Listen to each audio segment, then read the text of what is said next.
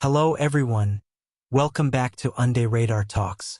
Palantir's stock price fell 1.56% on Wednesday, but the trading volume and turnover rate were higher than the previous trading day. Did big funds enter the market to take over the chips? I don't think so.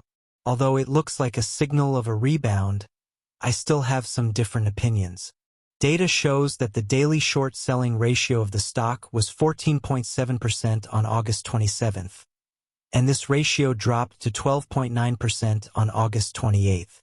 The decline in the short-selling ratio means that the bearish sentiment of the stock has declined, but based on the stock's past daily short-selling ratio data, my opinion is that it needs to drop to less than 9% to reflect that the market's bullish sentiment has really risen.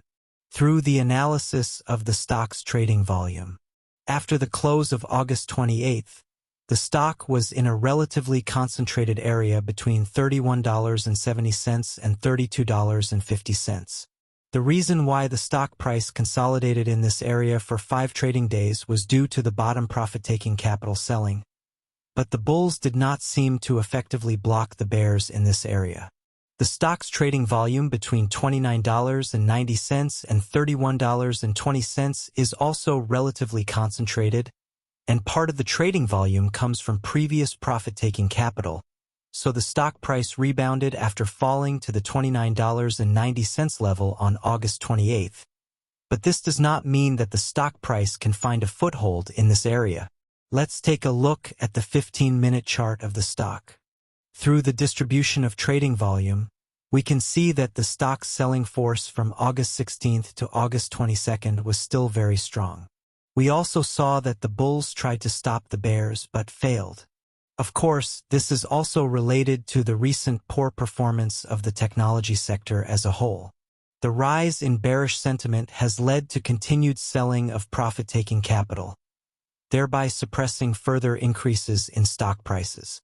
But we also saw that the stock had some large trading volumes during the session on August 28th, and the stock price slowly recovered in the afternoon session.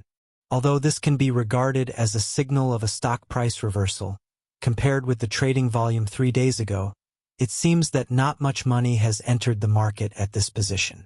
Let's take a look at the capital flow data of the stock.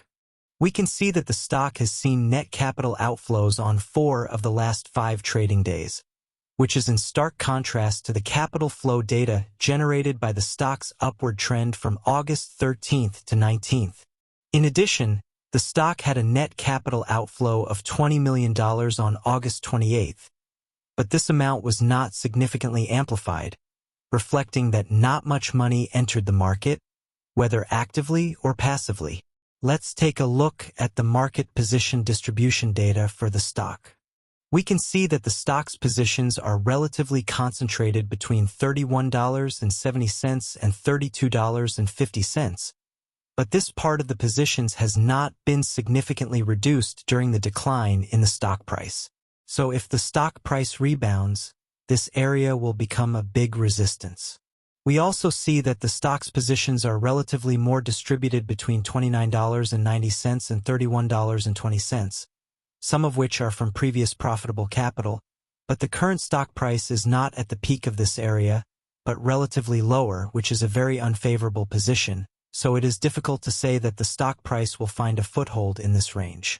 Overall, I think the stock will continue to fall because I haven't seen a lot of capital coming in to take over the chips.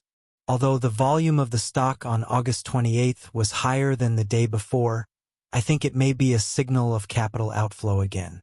I set the target price range between $27.80 and $29.10, because this area not only concentrates a large number of positions, but also the stock price will deviate seriously from the 5-day moving average in this range, so I think this should be the best position for the stock price to consolidate. Okay. Guys, this is my price prediction for Palantir stock. Thank you for watching. If you like my analysis, please click the subscription button and give a thumbs up. I will bring you more latest price predictions for hot stocks later. See you in the next video.